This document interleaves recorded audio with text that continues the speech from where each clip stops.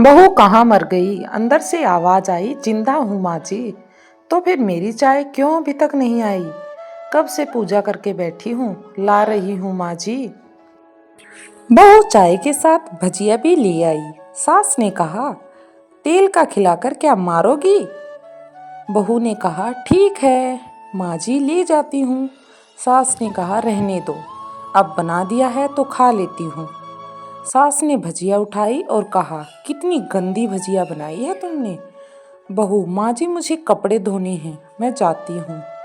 बहू दरवाजे के पास छिपकर खड़ी हो गई। सास भजिया पर टूट पड़ी और पूरी भुजिया खत्म कर दी। बहू मुस्कुराई और काम पर लग गई। दोपहर के खाने का वक्त हुआ। सास ने फिर आवाज लगाई, कुछ खाने को मिलेगा या नहीं? बहू ने आवाज नहीं दी। सास फिर चिल्लाई, भूखे मारोगी क्या? बहू आई, सामने खिचड़ी रख दी।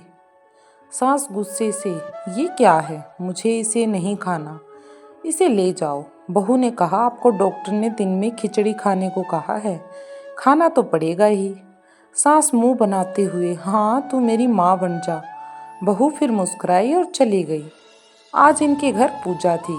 बहू सुबह 4 बजे से उठ गई थी। पहले स्नान किया, फिर फूल लाई, माला बनाई, रसोई साफ की, पकवान और भोज बनाया। सुबह के 10 बज गए। अब सास भी उठ चुकी थी। बहू अब पंडित जी के साथ भगवान के वस्त्र तैयार कर रही थी।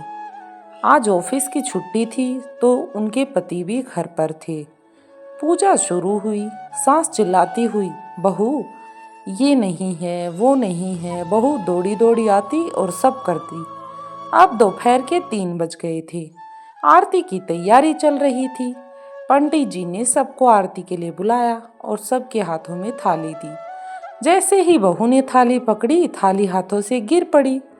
शायद भोज बनाते हुए बहू के हाथों में तेल लगा था, जिसे वो पोंछना भूल गई थी।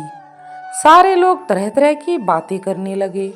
कैसी बहू है, कुछ नहीं आता, एक काम भी ठीक से नहीं कर सकती, न जाने कैसी बहू उठा लाए हैं, एक आरती की थाली भी संभाली नहीं जाती इससे।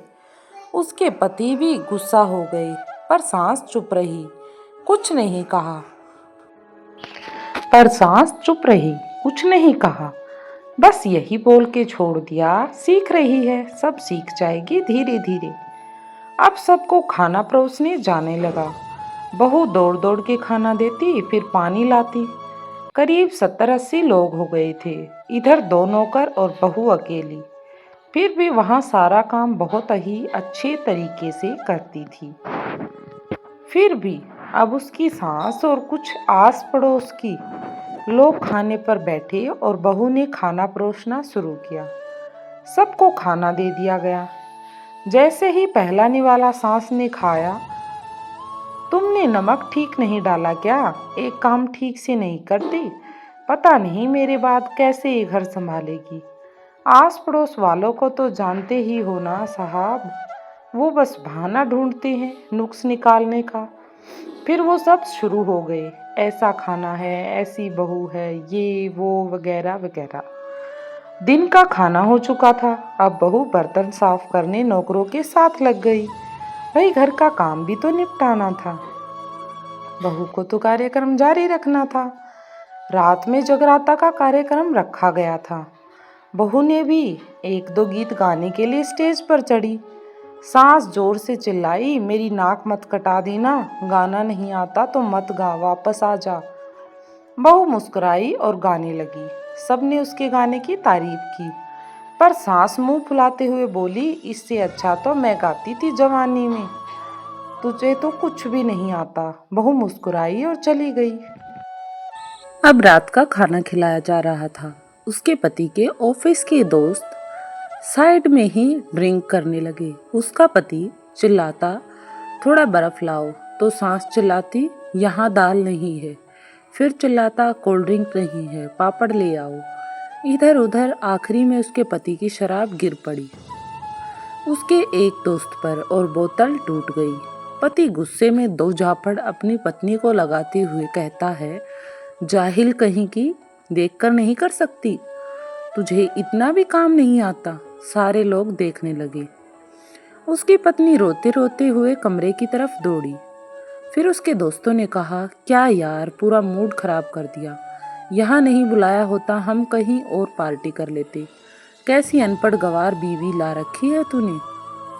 उसे तो मेहमानों की इज्जत और काम करने का तरीका तक नहीं आता। तुमने तो हमारी बेइज्जती करा दी। नहीं यार, तुमने तो बहुत गलत किया। अब आस पड़ोस की औरतों को और बहाना मिल गया। वो कहने लगी, देखो क्या कर दिया तुम्हारी बहू ने। कोई काम की नहीं है। मैं तो कहती हूँ अपने बेटे की दूसरी शादी करा दूँ। छुटकारा पाओ इस गवार से। सास उठी और अपने बेटे के पास जाकर उसे थप्पड़ मारा और कहा, अरे नालायक, तुमने मेरी बहू को मारा। तेरी हिम्मत कैसे हुई। तेरी टांग तोड़ दूंगी। उसके बेटे के दोस्त कुछ कहने ही वाले थे कि उसकी माँ ने घुरते हुए कहा, चुप, बिल्कुल चुप। यहाँ दारू पीने आए हो, जबकि पता है आज पूजा है और तुम्हें पार्टी करनी है। कैसे संस्कार दिए हैं तुम्हारे माता पिता ने। और किसने कहा मेरी बहू को जाहिल। बोलो, जरा इधर आओ। चप्पल से मारूंगी अगर मेरी बहू को किसी ने एक शब्द भी कहा तो। अरे पापी, तूने उस लड़की को बस इसलिए मारा कि तेरी शराब टूट गई। पापी, वो बच्ची सुबह 4 बजे से उठी है, घर का सारा काम कर रही है। ना सुबह से नाश्ता किया है, न दिन का खाना खाया है। फिर भी हंसते हुए, सबकी बातें सुनते हुए, ताने सुनते हुए घर के काम में लगी रही। तेरी यार दोस्तों को वो अच्छी नहीं लगी। जूते से मारूंगी तेरे दोस्तों को जो कभी उन्होंने ऐसा कहा।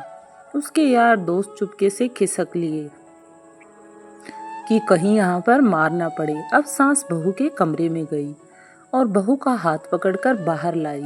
सबके सामने कहने लगी, किसने कहा था अपनी बहू को घर से निकाल के दूसरी बहू ले आना। जरा सामने आओ। कोई सामने नहीं आया। फिर सास ने कहा, तुम जानते भी क्या हो इस लड़की के बारे में। ये मेरी माँ भी है, बेटी भी है। माँ इसलिए मुझे गलत काम करने पर डांटती है और बेटी इसलिए कि कभी कभी मेरी दिल की भावनाएं समझ जाती है। मेरी दिन रात सेवा करती है, मेरे 1000 ताने सुनती है, पर एक शब्द भी गलत नहीं बोलती है, ना सामने ना पीठ पीछे। और तुम कहते हो दूसरी बहू ले आऊं। याद है ना छुटकी की दीदी। अपनी बहू की करतूत। सास ने गुस्से से पड़ोस की महिला को कहा, अभी पिछले हफ्ते ही तुम्हें मियाँ बीवी भूखे छोड़ घूमने चले गए थे। मेरी इस बहू ने 7 दिनों तक तुम्हारे घर पर खाना पानी, यहाँ तक कि तुम्हारे पैर दबाने जाती थी, और तुम इसे जाहिल बोलती हो। जाहिल हो तुम सब। कोयले और हीरे में फर्क नहीं जानती। अगर आइंदा मेरी बहू के बारे में किसी ने एक लफ्ज भी बोला तो मुझसे बुरा कोई न होगा, क्योंकि ये मेरी बहू नहीं, मेरी बेटी है। बहू सिसकियाँ लेते हुए फिर कमरे में चली गई। सास ने एक प्लेट उठाई और भोजन परोसा और बहू के कमरे में खुद ले गई। सास को भोजन लाते देखा तो बहू ने कहा, अरे माँ जी, आप क्या कर रही हो। मैं खुद ले लेती। सास ने प्यार से ताना मारते हुए कहा, डर मत, इसमें जहर नहीं है, मार नहीं डालूंगी तुझे। तुझे नहीं सास चाहिए होगी, पर मुझे अभी तो मेरे घर में तू ही चाहिए। बहू ने अपनी सास को रोते हुए गले लगा लिया। सास भी रो दी पहली बार और कहा, चल खाना खा ले। फिर मजाक करते हुए कहा, फिर मेरे पैर दबाने चले आना, और ये ख्याल मन में मत लाना कि सास पैर बोलती है। किसी दिन मैं इसका गला दबा दूंगी, क्योंकि कभी मैं भी यही सोचती थी। फिर दोनों खूब जोर जोर से ठहाके मारकर हंसने लगी। कुछ रिश्ते बहुत मीठे होते हैं, बस बातें कड़वी लग जाती हैं, जिसके कारण वो चुभने लग जाते हैं।